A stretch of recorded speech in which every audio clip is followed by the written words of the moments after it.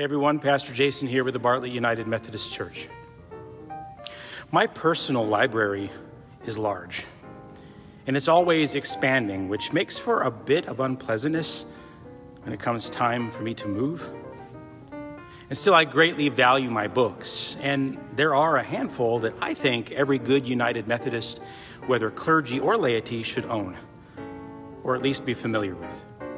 And the first, of course, is the Bible. It is, after all, our rule of faith and of practice. But all of us should also have a hymnal.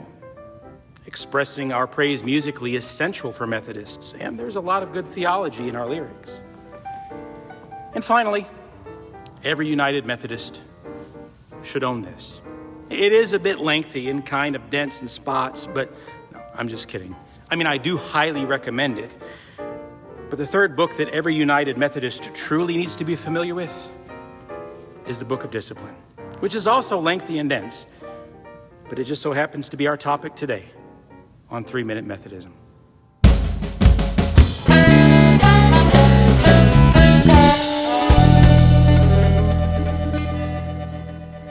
First published in 1784 under the Methodist Episcopal Church, the Book of Discipline is the instrument for setting forth the laws, plan, polity, and process by which United Methodists govern themselves. It's revised and amended every 4 years in conjunction with and reflecting the decisions made by General Conference. Its pages outline how conferences, districts, and local churches are to be structured, responsibilities for committees and boards, and qualifications for becoming United Methodist clergy, to name but a few topics. It sounds like a real page-turner, doesn't it?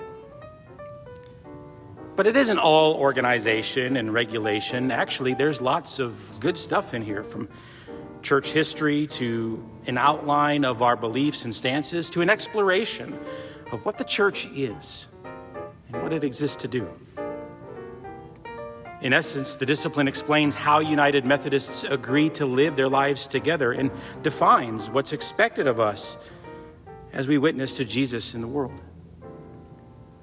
So in that sense, it's more than a law book, it's actually a covenant. And nowhere is that clearer than in this litany, offered in paragraph 166, which reads, God in the Spirit revealed in Jesus Christ calls us by grace to be renewed in the image of our Creator, that we may be one in divine love for the world. Today is the day God cares for the integrity of creation, wills the healing and wholeness of all life, weeps at the plunder of earth's goodness, and so shall we. Today is the day God embraces all hues of humanity, delights in diversity and difference, favors solidarity, transforming strangers into friends, and so shall we. Today is the day God cries with the masses of starving people, despises growing disparity between rich and poor, demands justice for workers in the marketplace, and so shall we. Today is the day God deplores violence in our homes and streets, rebukes the world's warring madness, humbles the powerful, and lifts up the lowly. And so shall we.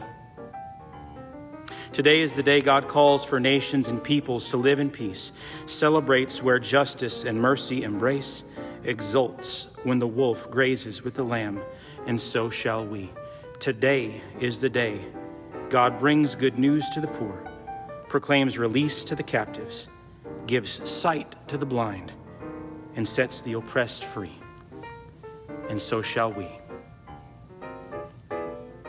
More than a law book, indeed.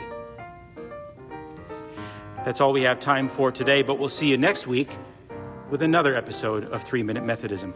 Until then, stay holy, my friends.